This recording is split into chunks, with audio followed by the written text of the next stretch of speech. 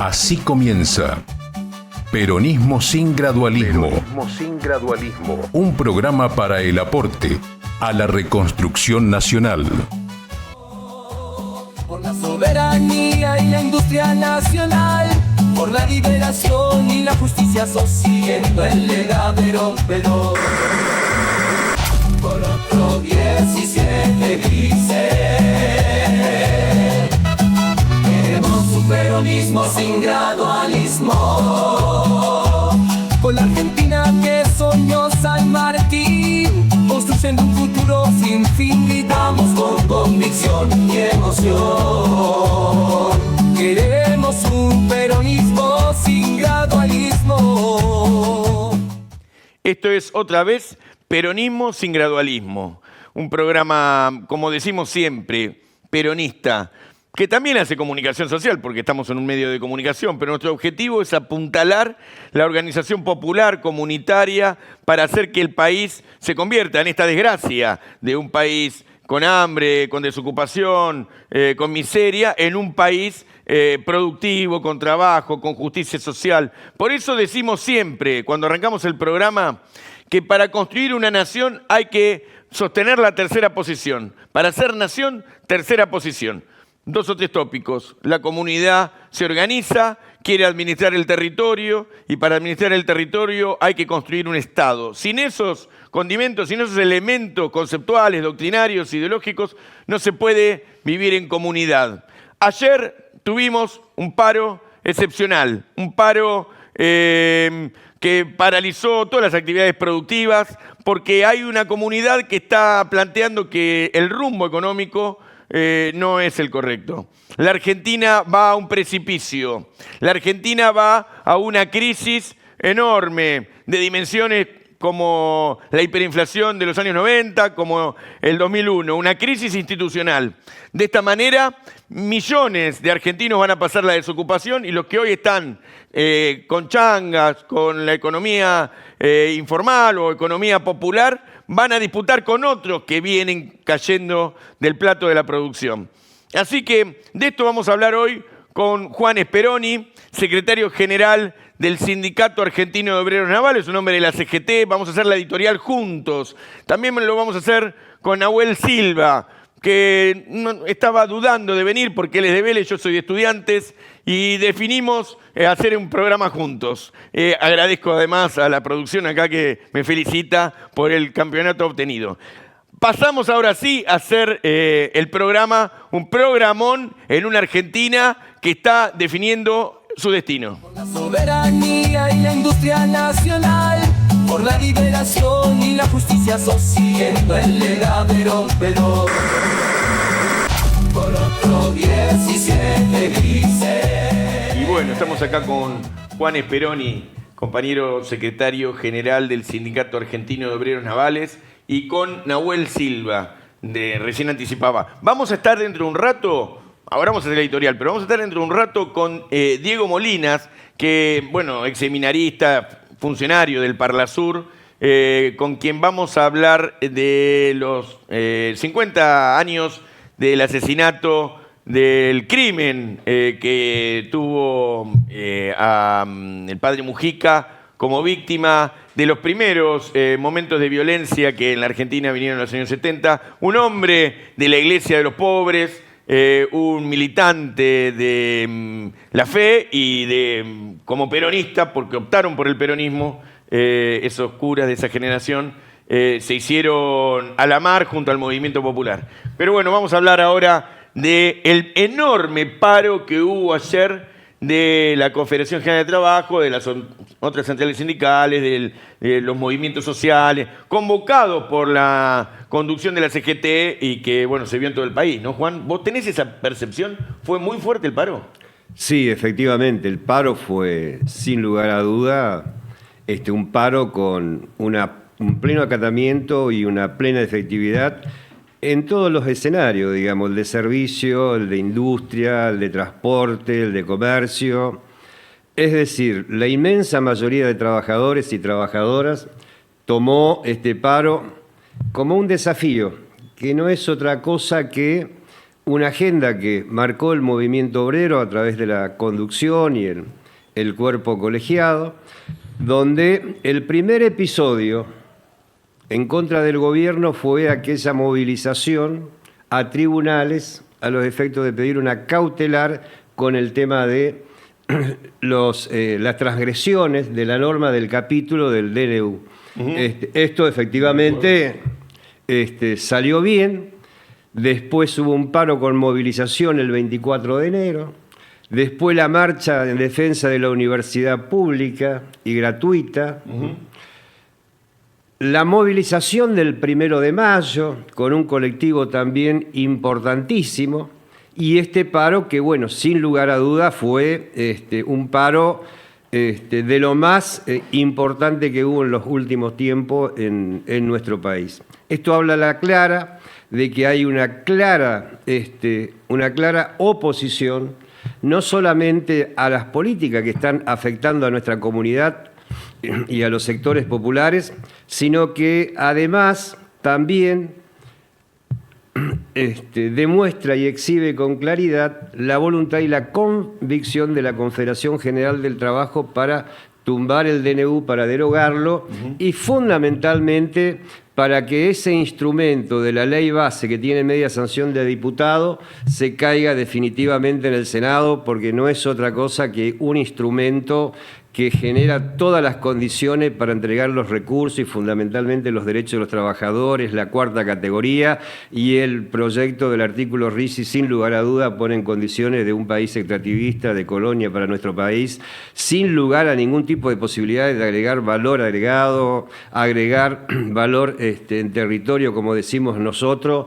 Y es más, estos capitales especulativos vienen, se llevan sin ningún tipo de condicionamiento, de impuestos, sin nada. Entonces, creo que incluso también ese colectivo, el colectivo importante, está viendo y analizando la posibilidad de que el día del tratamiento de la ley base en el Senado, el colectivo se pueda movilizar con todos los sectores que dieron origen a toda esta cadena de motivaciones y de movilizaciones que hubo en estos meses de gobierno del presidente Milei. Ahora vamos a ver eso, porque por eso dije, es un gobierno que está choqueado y ha sido golpeado por un paro muy fuerte, ¿no? Pero, y entonces vamos a ver después hacia dónde va el plan de lucha, un plan de lucha constante que viene sosteniendo la CGT y el movimiento popular en general. Ahora, ayer no se movió un barco, los trenes, el transporte colectivo, pero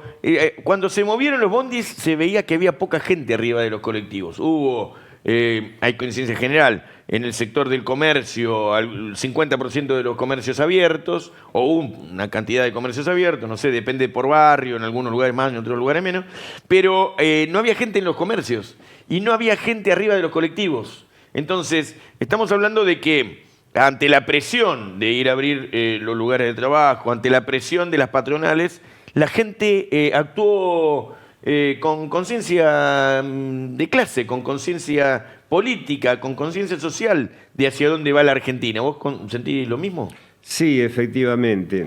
Y contame cómo fueron los lugares de trabajo de los astilleros, porque el Sindicato Obrero Naval tiene los astilleros.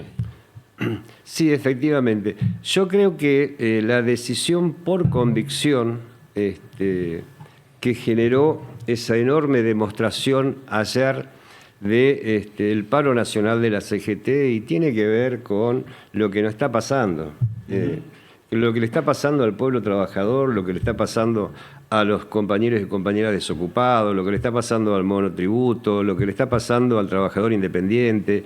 Es decir, esta política económica afecta a todos estos sectores, indudablemente, con el tema de los ingresos, del salario, los trabajadores que pueden discutir paritaria con la no homologación de los acuerdos salariales, con los aumentos de los servicios, con los aumentos del transporte, con los aumentos de la mercadería. Es decir, están poniendo lejos de la gente todo el tema de lo que son los mecanismos de sobrevivencia mínimos para una sociedad, trabajando o no trabajando. Y creo que eso fue lo que el descontento que exhibió en el día de ayer ese enorme colectivo que paró en el país. Y déjame decirte un episodio en relación a esto que vos decís. La ministra Patricia Bullrich, haciendo un sketch ahí, para demostrar, fue al micro efectivamente para subir. No tenía crédito en la SUBE, dicen. No solamente no tenía crédito, que ese es un hecho, sino que el colectivo estaba vacío. Estaba vacío, claro. El colectivo estaba vacío y esto exhibe y demuestra con claridad que independientemente de que algunos servicios transitaron por la ciudad, la voluntad de la gente estaba en no concurrir a No se dejó apretar. No se dejó apretar. Después, con respecto a los puertos, con respecto a la marina mercante, o lo que queda de la marina mercante, o lo poco que queda, lo residual, y los astilleros y los talleres navales tuvieron una conducta ejemplar. Pararon absolutamente todo. No te olvides que nosotros veníamos de un precalentamiento en una jornada que resolvió un plenario ampliado de la CAT con la CAT, de Transporte, la Confederación Argentina de Trabajadores de Transporte, donde resolvió el 6 de mayo, que fue el día lunes, hacer asambleas en todos los lugares de trabajo, tanto en el sector aeronáutico, en el sector ferroviario, en el sector portuario, en el sector naval, en todos los ámbitos y los lugares de trabajo que tienen representación las organizaciones sindicales adheridas a la CGT. Te corto ahí, y me gustaría después también irme echando con Nahuel. El saldo que no analizan los periodistas ni los medios de comunicación es que cuando hay una huelga de estas características, de todos los trabajadores de todo el país, hay procesos de asamblea en los lugares donde se concentran los trabajadores que van dejando una práctica y, bueno, el Instituto de la Asamblea es uno de los institutos grandes del movimiento obrero, de la organización popular, y esa práctica le va dando dinámica a un proceso de luchas que no terminó en este paro, sino que va a continuar porque es objetivo que el plan no va a caerse con este paro general de la CGT, sino que por el contrario es seguir acumulando musculatura para una pelea larga que es voltear el plan económico, ¿no? Sí, yo creo, a ver, si uno toma la enorme movilización en defensa de la universidad pública, Sí. de los 3 escenarios de la educación pública, digamos, en ese inmenso colectivo que generó la movilización, el gobierno tomó nota de eso y empezó a negociar, lo cual no quiere decir que dé respuesta. Empezó a negociar. Ahora, con el paro del movimiento obrero, esto no lo puede hacer. Porque lo que le está pidiendo, lo que le está exigiendo el colectivo de los trabajadores con la CGT es que cambie el rumbo del programa económico. Claro. Y esto no lo puede hacer.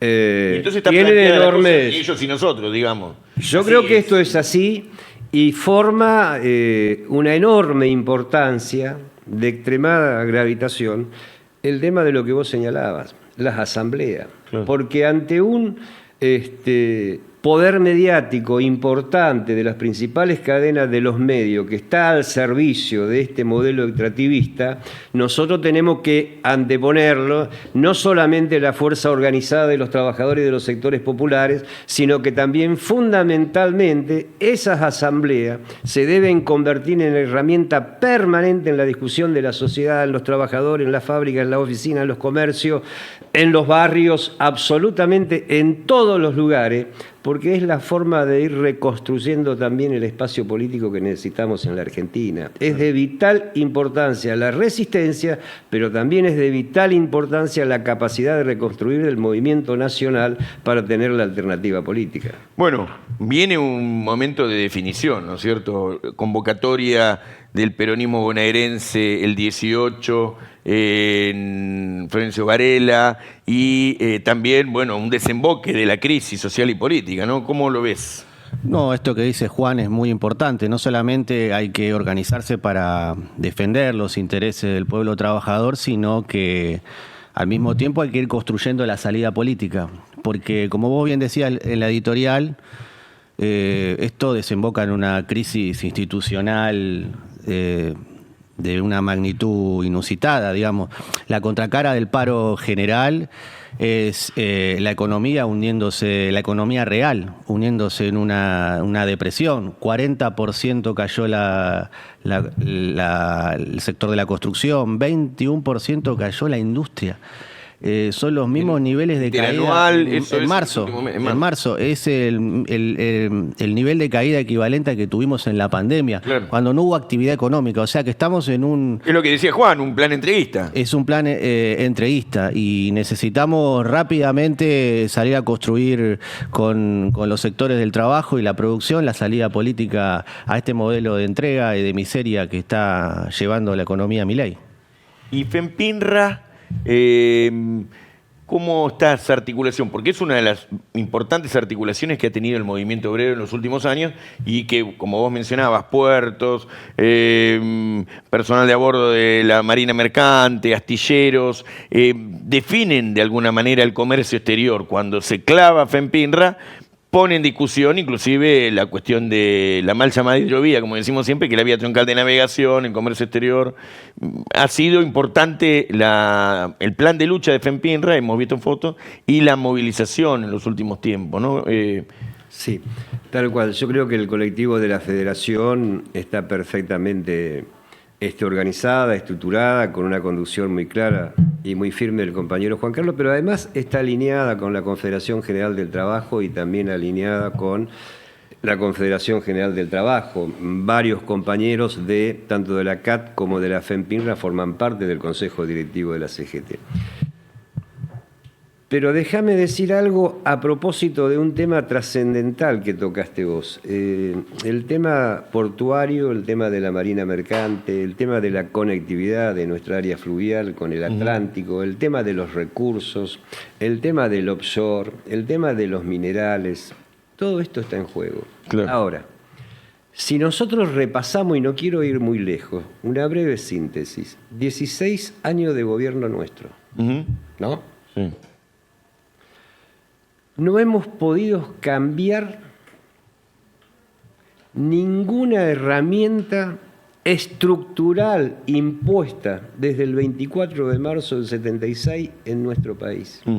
Mírese la ley de entidades financieras, mírese el statu quo de las importaciones, mírese el statu quo de las exportaciones, mírense los canales que generan los corredores y los senderos de captación de los recursos en desmedro de la economía nacional y de los procesos de industrialización en nuestro país.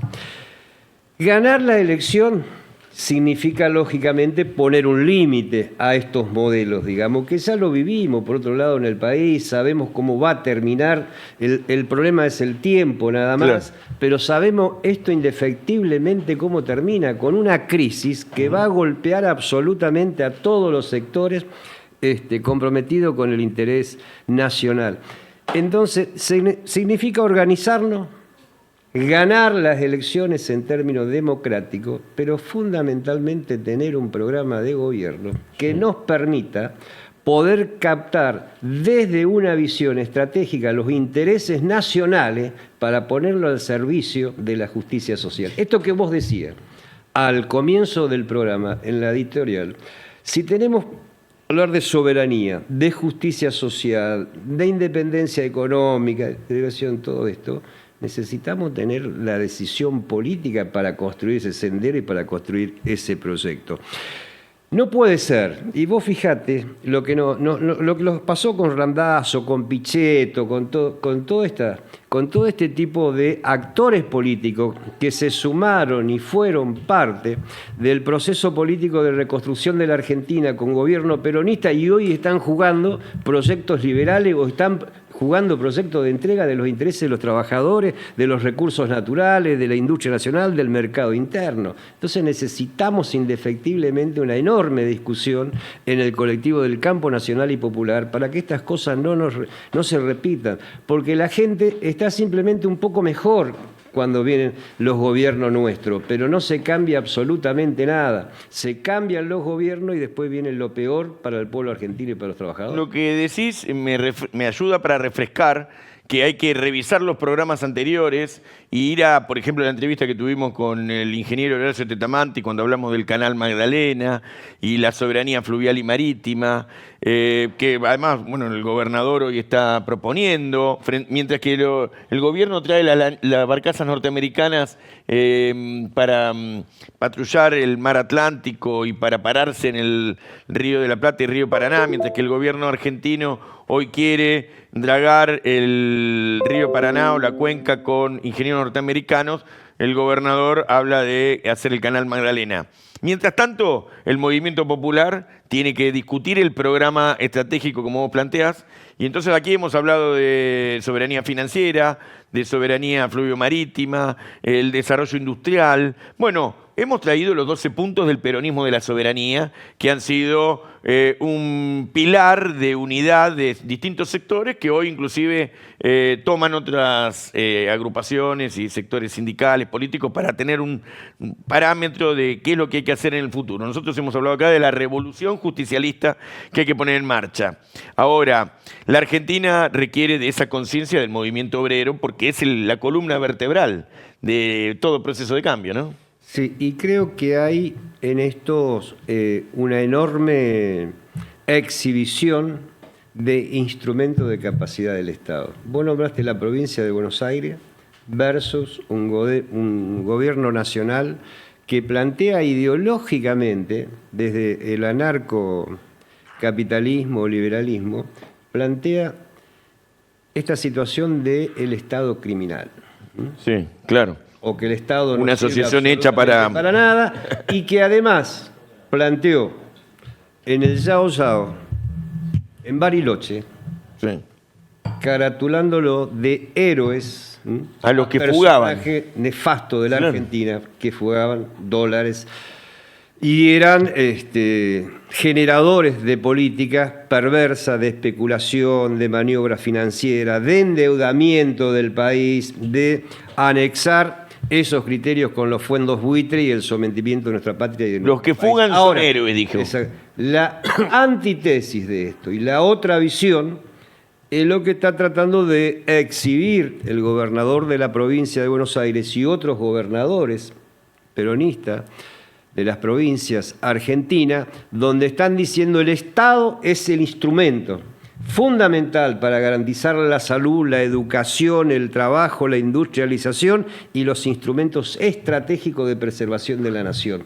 Esto es lo que está en discusión en definitiva. Sobre esta visión de la provincia de Buenos Aires y de las otras provincias, nosotros debemos agregarle la visión política, los instrumentos fundamentales del movimiento nacional que dieron origen a lo que fue el más enorme proceso de transformación en la Argentina, que fue el peronismo del 45 al 49. Entonces, tenemos que volver a eso. Además, hay, 2 minutos más, hay un mundo que hoy está discutiendo la agenda de los próximos 30 años, claro, con recursos que tienen que ver con nuestro país y con Brasil y todo lo demás.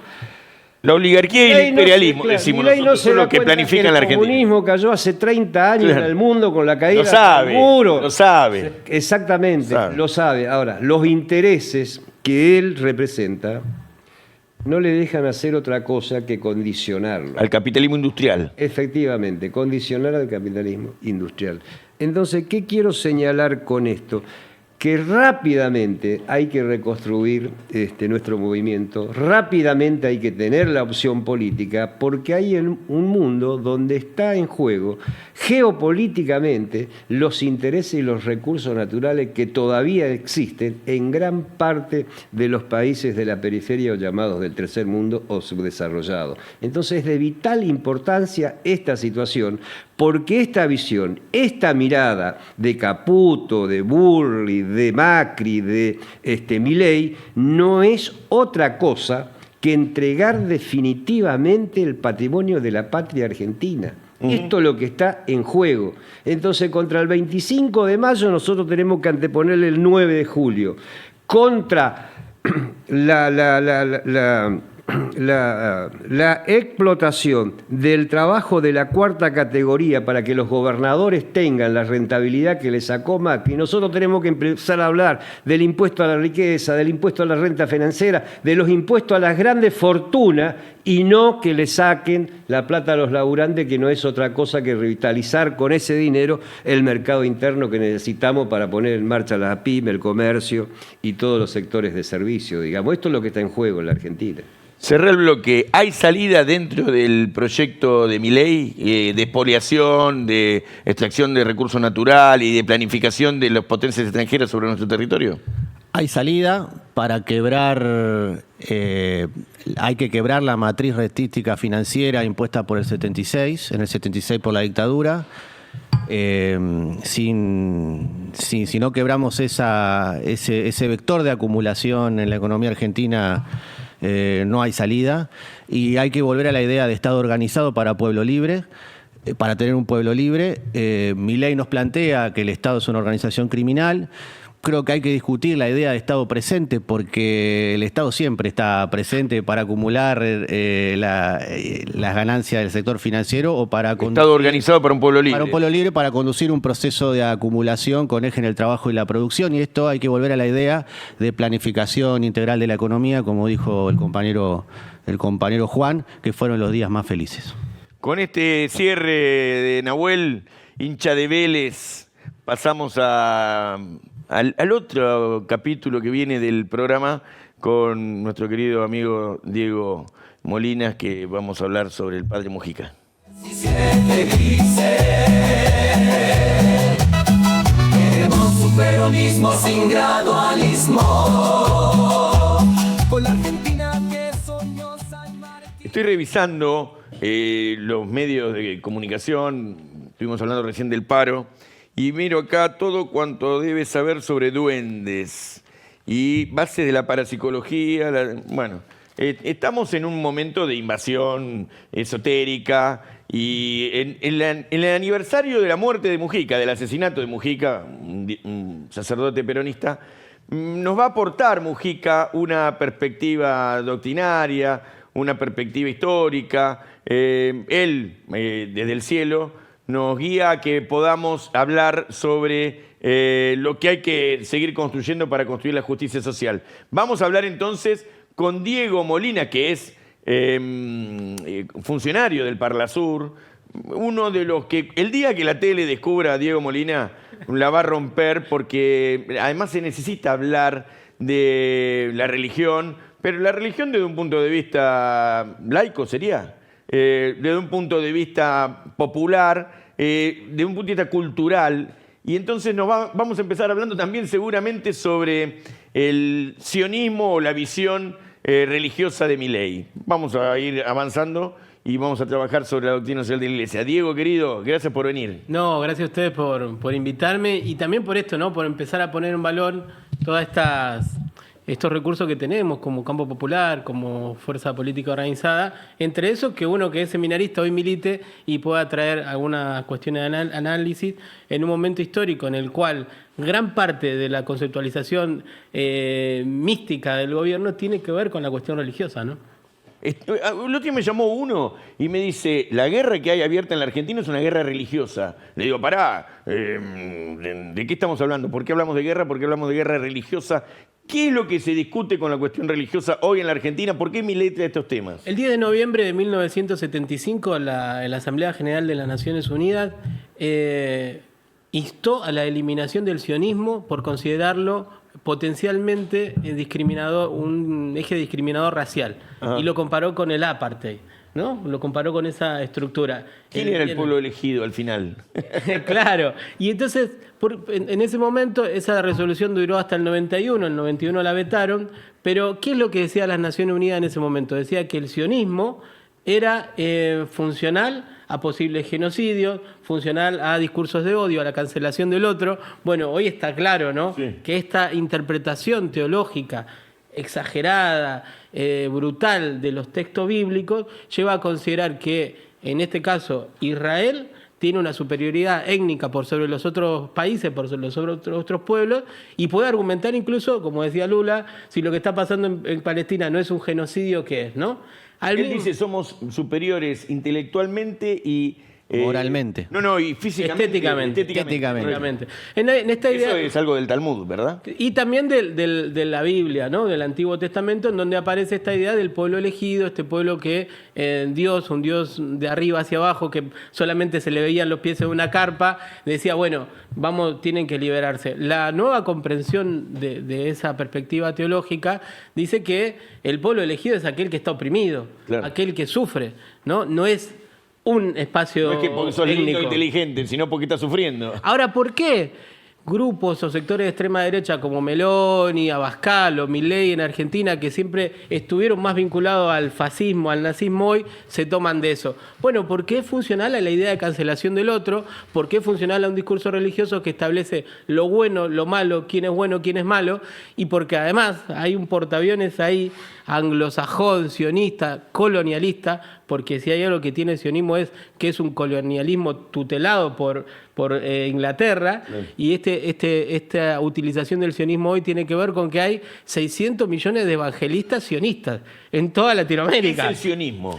El sionismo es justamente eso, una lectura, un análisis teológico radicalizado que pone en un lugar de superioridad étnica al pueblo de Israel por sobre todos los otros pueblos y que exacerba un mesianismo que justifica ciertas cosas, como por ejemplo, ¿por qué los evangelistas apoyan a Israel o apoyan el sionismo? Porque ellos desde la Biblia dicen que cuando Israel recupere toda su tierra va a venir el Mesías. No todos los evangelistas, sino algunos grupos. Estos grupos radicalizados que Netanyahu decía son los mejores amigos del pueblo de Israel, son del gobierno de Israel, nosotros somos los mejores amigos. Entonces esa perspectiva radicalizada, paradójicamente, en vez de ser funcional a la concordia, a la fraternidad, a lo que tendría que empujar cualquier espacio religioso o confesional, hoy empuja a la discriminación y es la base conceptual de Milei para decir que hay una superioridad, que a él le habla Moisés, que a él le habla Dios, que él habla con los perros, y por eso desde esta otra identidad que nos trae Mujica,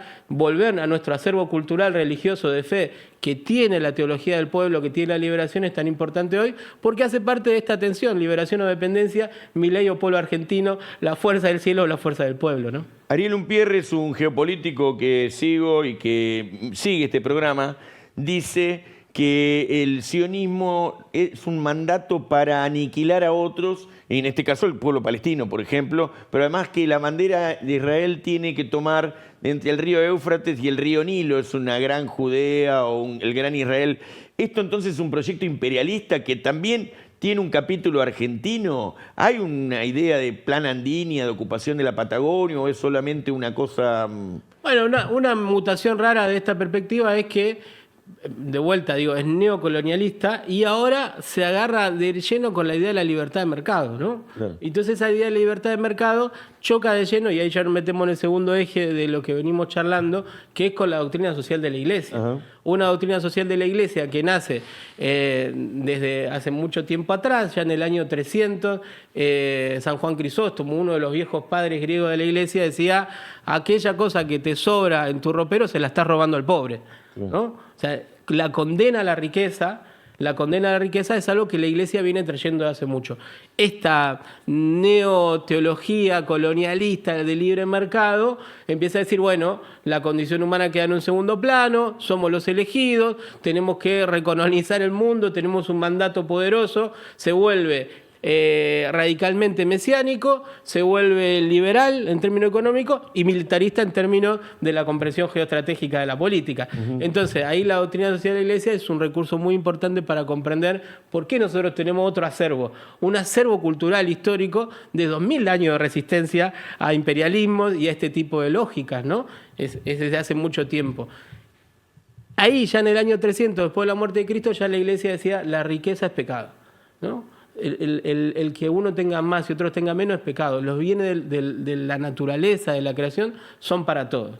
Y en el año 1891 va a aparecer un hito fundante de la doctrina social de la Iglesia, que es la Renum Novarum, o traduciéndola del latín, de las cosas nuevas. Aparecía la revolución industrial, la explotación de los obreros, y había dos miradas. Por un lado el socialismo, que decía es sin Dios. La iglesia va a decir, no, es con Dios, es con Dios. Y por el otro lado, el liberalismo, que va a decir, no hay condición moral o ética en la relación de mercado. Que es lo que estamos viviendo hoy. No es el mercado, más allá de... Y se ordena la libertad de mercado. Y la iglesia va a decir, no, ojo con eso, Ojo, porque hay una vara moral, una vara ética.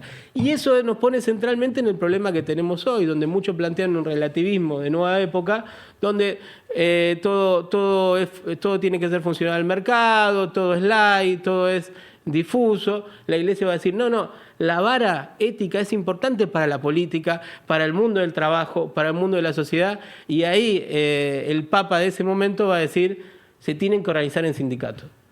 Los obreros se tienen que sindicalizar. Bueno, alguna derecha hubiera dicho corporativismo, ¿no?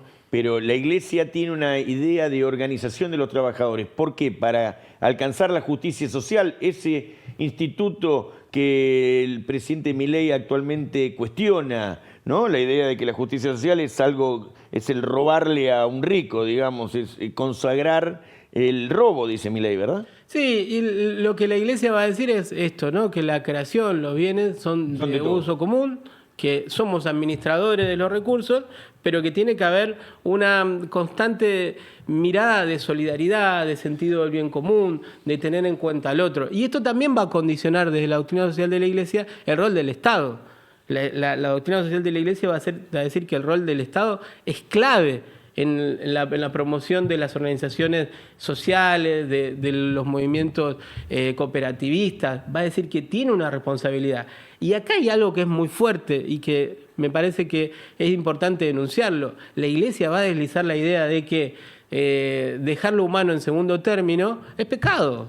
O sea que no pueden coexistir una religión donde yo soy muy santo, muy pulcro, muy bueno y me desintereso de la suerte del otro, me desintereso de lo social. Eso es fuerte tenerlo en cuenta y ponerlo acá, porque muchos que hoy reivindicamos ser parte de la iglesia, muchos empresarios y muchos de esos tipos son funcionales a estos sistemas de explotación. No lo dice Diego, lo dice la doctrina social de la iglesia, que ser funcional a este tipo de gobiernos y de proyectos que deshumanizan es un pecado grave. ¿Por qué Mujica cuestionaba la explotación?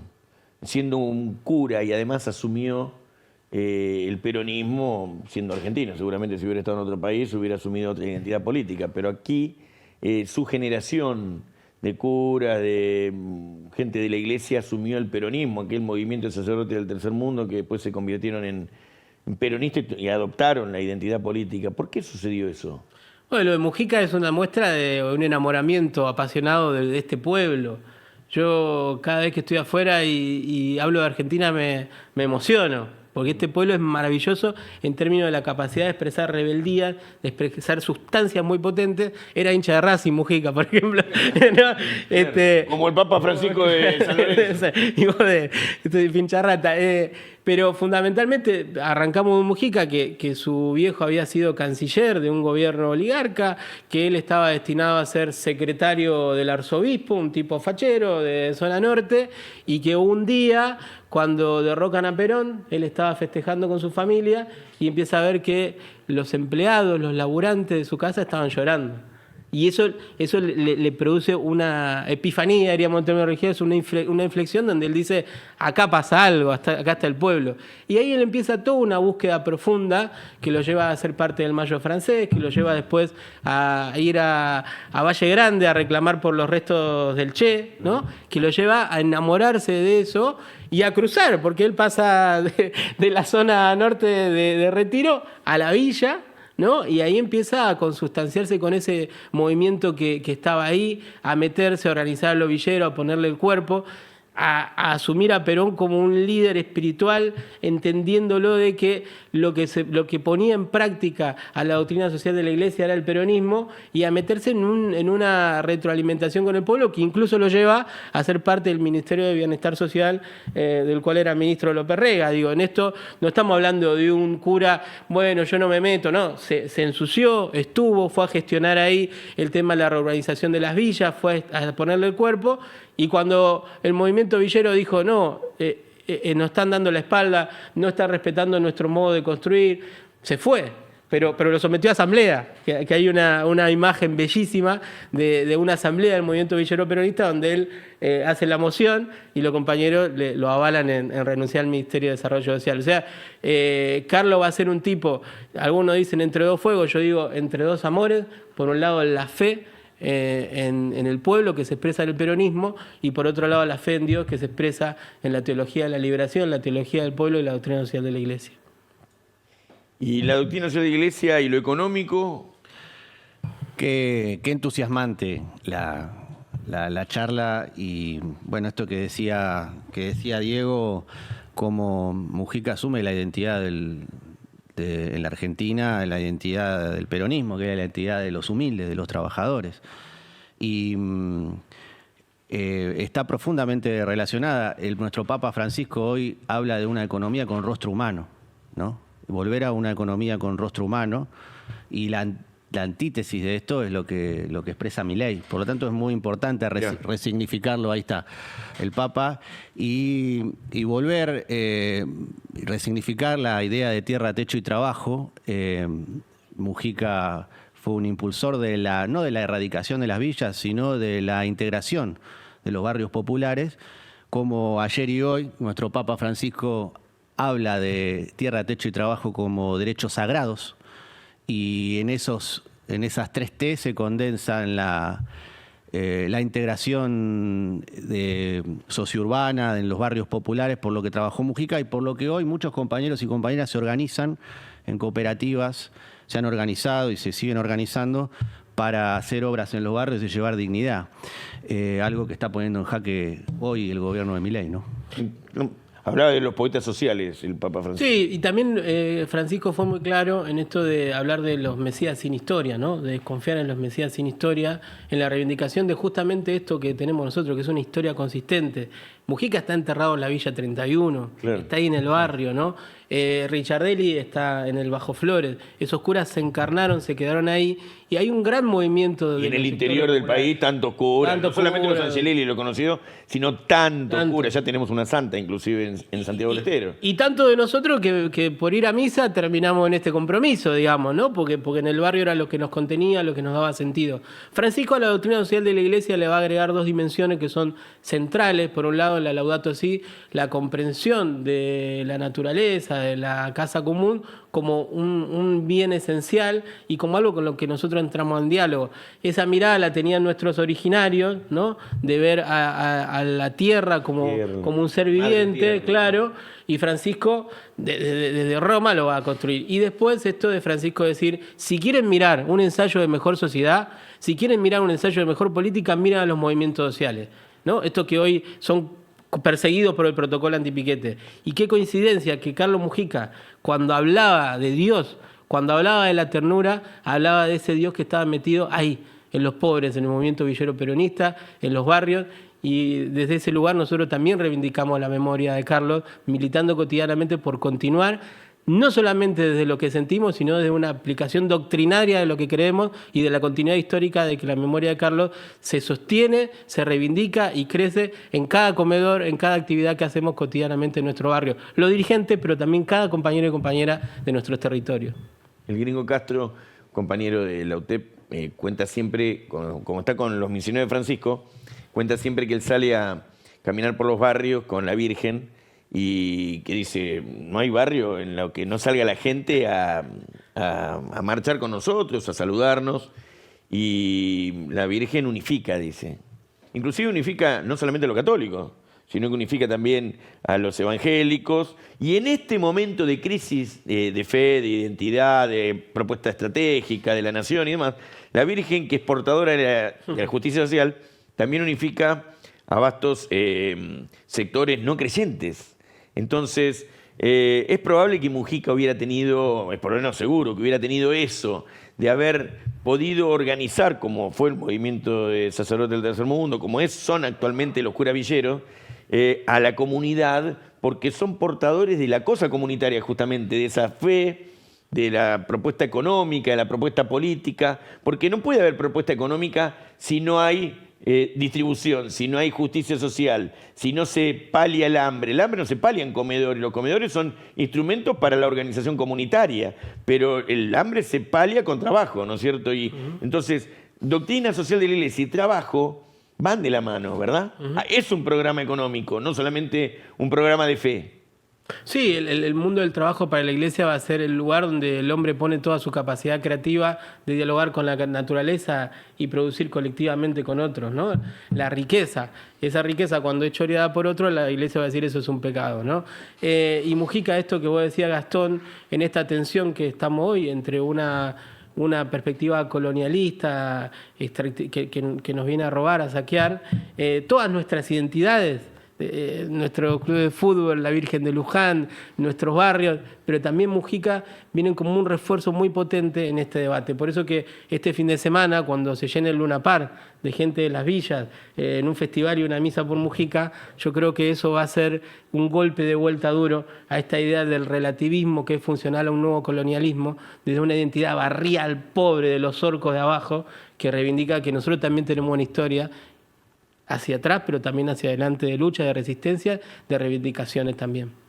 Increíble que Mujica, a 50 años de su fallecimiento, nos traiga tormentas ideológicas para un mundo en paz, en la paz de los cementerios que nos ha traído el neoliberalismo de este último tiempo, donde el pobre considera que está bien despedir a otro, o no, cuando hay pobres, no todos los pobres, por supuesto, pero donde hay hombres y mujeres que han sido calados por el individualismo, por la idea de que el otro es come en un comedor, tiene un plan, es estatal o es obrero y no se calificó. Entonces esa idea de sociedad desorganizada, de comunidad que no se hizo, de individualismo, de masa que no es pueblo, es muy cuestionada por la figura de Mujica. Todo lo que trajiste, muy bien además ordenado, nos trae una Argentina que fue y que puede volver a ser, en la medida que recuperemos la fe, ¿no? Carlos es el ejemplo del tipo que se la juega, ¿no? Que va a buscar a Perón en el charter, que está ahí el día de lo de Seiza, que está en el barrio, que va a buscar al pibe que está preso. Y hoy los curas villeros han elegido como lema, y quizás este pueda hacer un cierre, para recordar a Carlos, este lema: la comunidad organizada recuerda a Carlos Mujica. Desde este lema se van a estar convocando toda la actividad de este fin de semana. Que Carlos nos mueva, nos ilumine, nos interpele y nos ayude a ser como él y a jugar el todo, por la patria, por el pueblo, por el peronismo y también por la fe de nuestra gente. Gracias, Diego. Hablando de fe de nuestra gente, el otro día, vos lo vas a poder contar bien, se generaron muchas acciones de movilización de sectores humildes que, movidos porque les voltearon los planes, porque se están cagando de hambre, porque no hay comida, fueron parte de un plan de lucha de los movimientos sociales que además salieron a quemar gomas y a cortar rutas en distintos lugares del país. Una jornada nacional de lucha a lo largo y ancho del país. Me tocó estar en Vergara y Acceso Este, la Virgen de Luján presente, el legado de Mujica presente en la lucha del pueblo humilde que trabaja y que pelea por un pedazo de dignidad, que lucha por justicia social.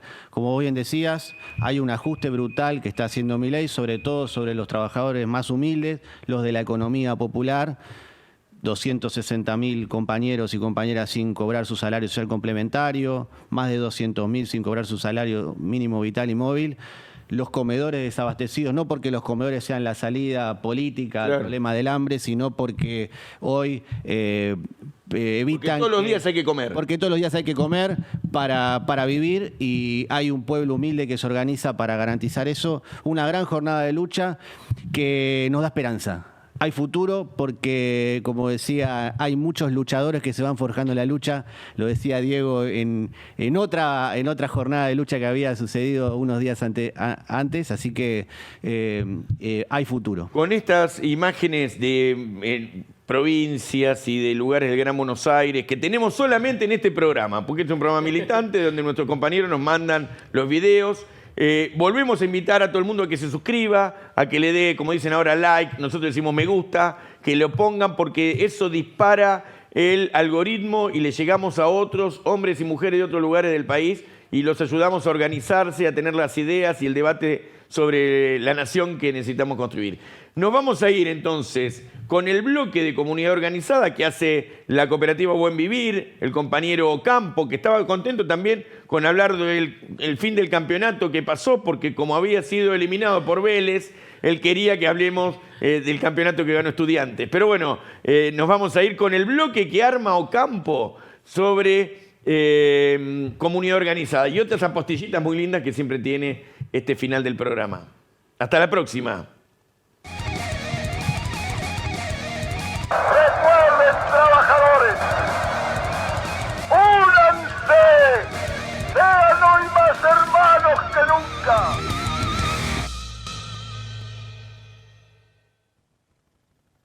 La Unión de Trabajadores de la Economía Popular realizó una jornada nacional de protesta con 500 cortes en todo el territorio argentino.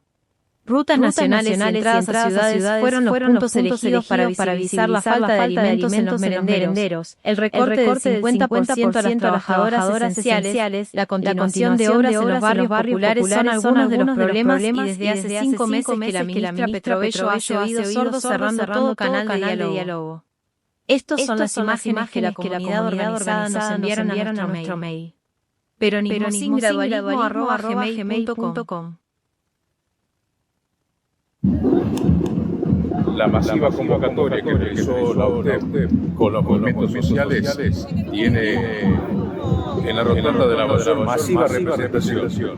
Tenemos los compañeros de Argentina Rebelde, tenemos una cantidad de compañeros de distintas organizaciones, el Frente Nacional Rojo, compañeros que vienen de todas las localidades para participar de este encuentro, principalmente de reclamo.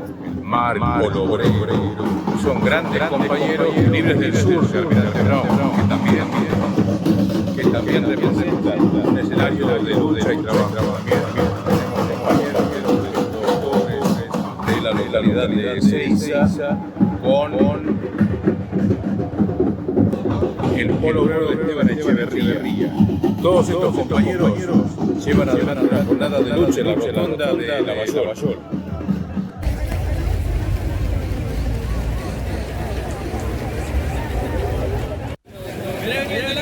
¿Y qué onda? ¿Qué es?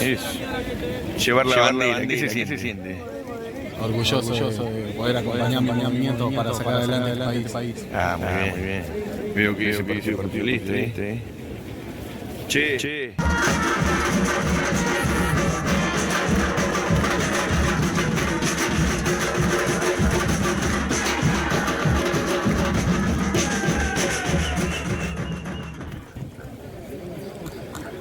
Vasco, mucha gente.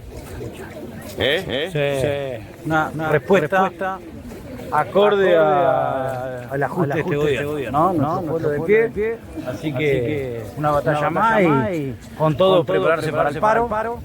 Me parece que tiene que ser un paro masivo de abajo y con todo dando respuesta cuando se trate el Senado, porque está claro que la única respuesta que conocen estos tipos es la calle y la unidad del movimiento obrero y del resto de los sectores. Así que bueno, estamos en una jornada muy de abajo en todo el país, más de 500 cortes de ruta, en todos lados. La cabecera va a estar en la Quinta de Olivo, esperando que se dignen a dar respuesta a un drama que genera la política de ajuste, de entrega a los recursos naturales. Así que bueno, la respuesta es esta.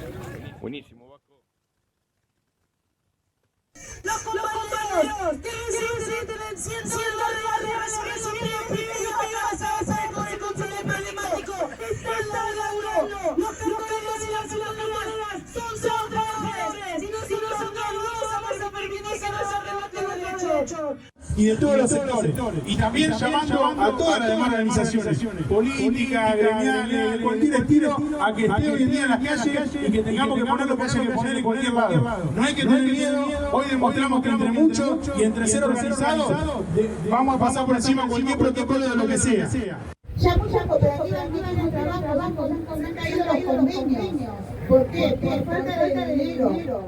Con el Gringo Castro, en Vergara y Acceso Oeste, lo que fue una nueva jornada de lucha de los trabajadores más humildes que luchan por un pedazo de dignidad. En el natalicio de Eva. Gringo, una pequeña reflexión. Bueno, hay programados 500 cortes. Hay programados 500 cortes. Este es el corte, digamos, Plaza Oeste, digamos, del Jumbo. No hubo conflicto, digamos. Se hizo el corte, las horas que se habían programado. Entiendo que en otros lugares tampoco hubo conflicto. Es una señal de que el gobierno se le acabó esa idea de reprimir, porque está reprimiendo gente con serios problemas de la alimentación. Solicito pedir una moción del artículo 127, inciso 8, para que el asunto vuelva a comisión. Creyeron que había muerto en un accidente y que nunca volvería a molestarnos. Pero en el interior de un oscuro palacio, una hechicera, un monje dolape y un can del inframundo la resucitaron. El mal se irá propagando en grandes y chicos. Acabo de votar a favor de la ley básica. Ya si protestás, pagás. Si ganás mucho, pagás. A menos que ganes mucho, ahí ya no pagás tanto. Y cuando todo lo público sea privado, no te quedará más remedio que pedalear hasta la muerte. Black Rock, en coproducción con Techin, presentan Ley Bases 2, la venganza de Conan, y dile adiós a tus recursos naturales. Buenos días, somos el 16 de julio, acá estamos unidos, organizándonos con lo que es el área productiva y los comedores y merenderos. Bueno, ahí los compañeros van a comentar que lo que hacemos. André. Buen día, mi nombre es Andrea Pinto, soy del barrio Barranca, que acá funciona la pizzería la 26 viernes y sábado, de 7 a 12 de la noche. También funciona el monumento de la Fiesta Canadá. Funciona el merendero de 4 a 6 de la tarde los martes, y también se funciona la semilla de 2 a 4 de la tarde. Hola, ¿qué tal? Mi nombre es Gastón Rodríguez, soy de Pilar. Nunca milité en ningún lado, pero me siento peronista. Me encuentro sin trabajo y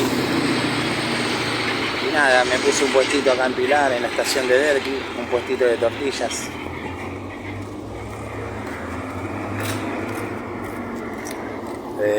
Con chicharrón, sin chicharrón, y tengo mi cartelito.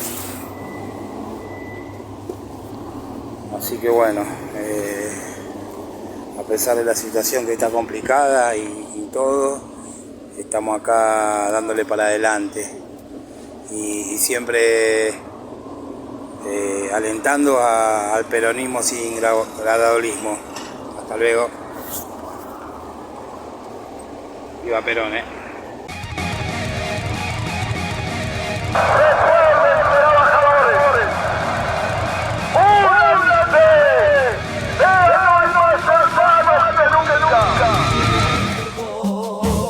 Queremos un peronismo sin gradualismo, por la soberanía y la industria nacional, por la liberación y la justicia social.